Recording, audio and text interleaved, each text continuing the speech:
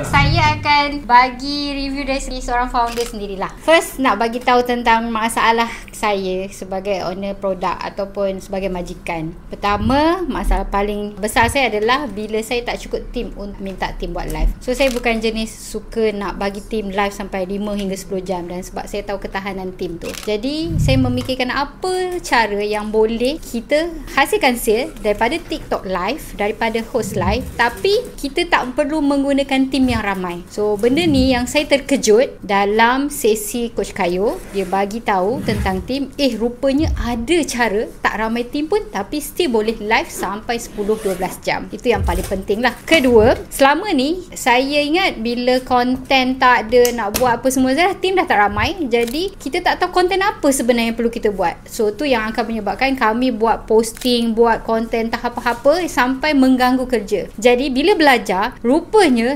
banyak sebenarnya yang boleh kita buat dengan mudah, dengan cara rahsia juga. Yang ini memang coach memang saya terkejut lah benda ni.